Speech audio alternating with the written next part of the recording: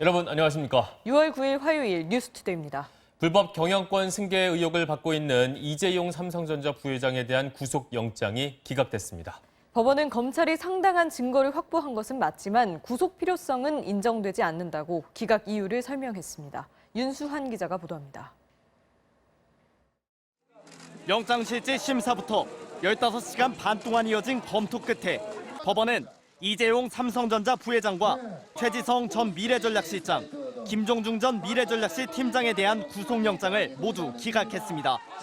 국정농단 사건 이후 2년 4개월 만에 구속위기를 피한 이 부회장은 한숨 돌린 듯 비교적 가벼운 표정으로 서울구치소를 빠져나갔습니다. 늦게까지 고생하셨습니다. 서울중앙지법은 기본적 사실관계는 소명되었고 검찰이 상당 정도의 증거를 확보한 것으로 보인다면서도 피의자들을 구속할 필요성 및 상당성에 관해선 소명이 부족하다고 기각 사유를 밝혔습니다. 앞서 검찰은 이 부회장이 삼성물산 합병 과정에서 경영권 승계를 목표로 회계 조작과 시세 조정 등의 불법 행위를 지시 기획했다며 구속영장을 청구했습니다. 특히 이 부회장이 얻은 부당이득의 규모와 죄질에 비춰 혐의가 중대하고 이미 1심 법원에서 삼성그룹 차원의 증거인멸 혐의가 인정된 만큼 추가 증거인멸을 막기 위해선 구속 수사가 필요하다는 입장입니다. 하지만 법원이 검찰의 주장을 받아들이지 않으면서 검찰의 수사 마무리 계획은 차질이 불가피해졌습니다. 서울중앙지검은 법원의 기각 결정을 아쉽게 받아들인다며 구속 여부와 무관하게 향후 수사에 만전을 기할 것이라고 밝혔습니다. MBC 뉴스 윤수환입니다. 서울시의 코로나19 신규 확진자가 어제 저녁 17명 늘면서 서울의 누적 확진자 수는 이제 1,000명을 넘어섰습니다. 방문 판매 업체, 교회, 탁구장 등 감염 경로도 다양해서 방역 당국의 고민이 깊습니다. 이남호 기자입니다. 서울시 코로나19 확진자가 어제 저녁 17명이 더 늘어났습니다.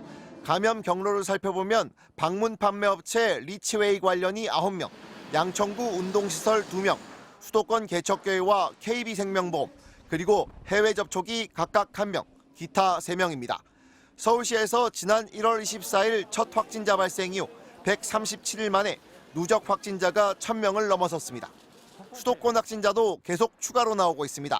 인천시 미추홀구에 살고 있는 50대 여성이 몸살과 설사 등 증상을 보여 진단을 받았다가 확진 판정을 받았고, 부천의 뉴코아 아울렛 매장에서 근무한 50대 여성도 감염된 것으로 확인됐습니다. 부천시는 해당 확진자가 최근까지 아울렛 4층의 한 아동복 매장에서 근무했다면서 역학조사를 거쳐 방문객들을 검사받게 하겠다고 밝혔습니다. 서울 양천구 탁구장발 코로나 확진자도 수도권 각지에서 계속 발생하고 있습니다. 지난 5일 확진된 인천국제공항 인천세관 50대 직원은 지난달 28일 해당 탁구장을 방문했던 것으로 조사됐습니다. 또 20여 명 가까운 감염자가 발생한 경기도 용인 큰나무교회도 양천구 탁구장과 관련이 있는 걸로 밝혀졌습니다. 5월 28일 양천구 탁구장을 방문했던 방문자가 5월 31일 용인시의 큰나무 교회에서 예배를 본 것이 확인이 돼요. 서울 내 확진자 수가 1,000명을 넘어서면서 서울시는 증상이 없더라도 신청을 받아 선제적으로 코로나19 검사를 실시하겠다고 밝혔습니다. MBC 뉴스 이남호입니다. 코로나19 대유행의 여파로 올해 세계 경제가 5% 이상 역성장할 것이란 전망이 나왔습니다. 제2차 세계대전 이후 최악의 경기 침체에 빠질 거란 건데 동아시아 지역은 그나마 0.5% 성장할 것으로 예측됐습니다. 김정환 기자입니다.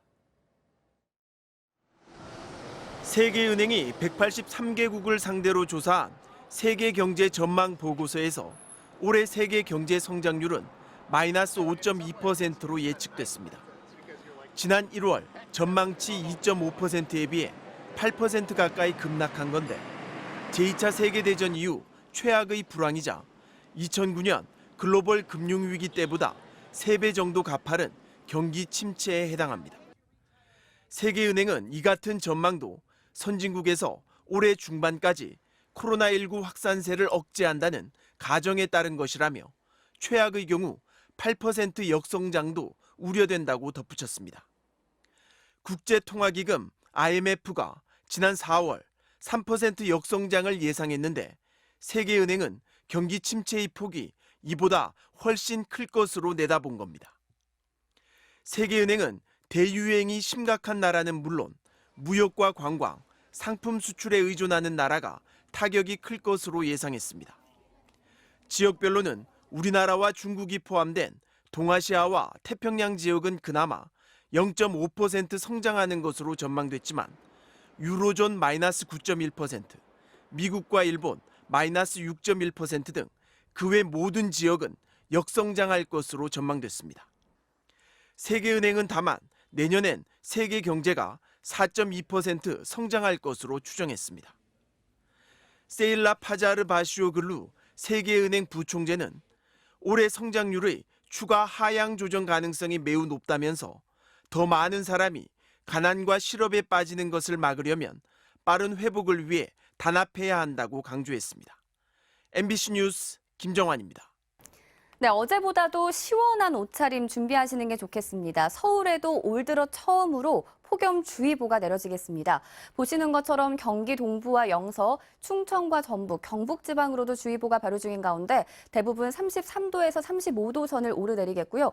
특히 역대 가장 빠른 시기에 폭염경보가 내려진 경산지방의 경우 사람 체온에 육박하는 36도 선을 유지하겠습니다. 장마전선도 빠른 속도로 북상하고 있습니다. 당장 내일 오후면 제주도에 첫 장맛비를 뿌리겠고요. 전남지방으로도 비가 내리겠습니다. 이후로는 그 밖에 남부지방으로 도 비구름이 자주 지나는 만큼 장마 대비를 서둘러 해주시는 편이 좋겠습니다. 지금 우리나라는 동쪽 고기압의 영향권에서 전국이 맑은 모습이고요. 서울은 대기질도 무난해서 가시거리가 20km 가까이 탁 트여 있습니다. 전북 지방의 경우 오전 내내 공기가 탁하겠고요.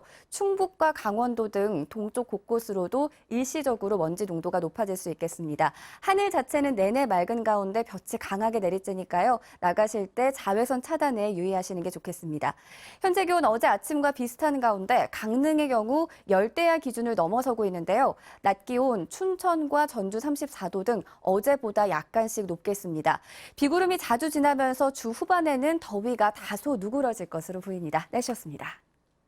북한이 오늘 낮 12시부터 남북 통신 연락선을 완전히 차단하겠다고 밝혔습니다. 자세한 소식 보도국 연결해서 알아보겠습니다. 이재훈 기자 전해주시죠. 네, 북한은 오늘 정오부터 남북으로 있는 모든 통신 연락선을 완전히 차단, 폐기한다고 밝혔습니다.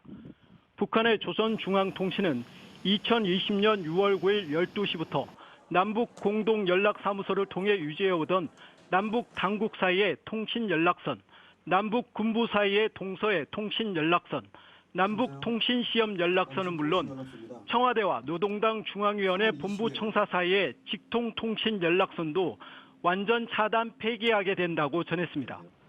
통신은 이어 김여정 당 제1부부장과 김영철 당 중앙위원회 부위원장이 8일 대남 사업 부서들의 사업총화회의에서 대남 사업을 철저히 대적 사업으로 전환해야 한다는 점을 강조했다고 전했습니다. 그러면서 배신자들과 쓰레기들이 저지른 죄값을 정확히 계산하기 위한 단계별 대적 사업 계획들을 심의하고 우선 남북 사이의 모든 통신 연락선들을 완전 차단해 버릴 때에 대한 지시를 내렸다고 밝혔습니다. 이에 앞서 김 제1부부장은 지난 4일 담화에서 탈북자들의 대북 전단 살포를 거세게 비난했습니다. 당시 언급된 후속 조치들은 금강산 관광 폐지, 개성공단 완전 철거, 9.19 남북 군사합의 파기, 연락사무소 폐쇄 등입니다. 또 노동당 통일전선부 대변인도 5일 발표한 담화에서 할 일도 없이 개성공업지구에 틀고 앉아있는 남북 공동연락사무소부터 결단코 철폐할 것이라고 밝혔는데요. 오늘 아침 북한의 발표는 이런 언급들이 단순한 엄포가 아니라는 것을 보여주면서 우리 정부를 더욱 강하게 압박하려는 조치로 해석됩니다. 지금까지 보도국에서 MBC 뉴스 이재훈입니다.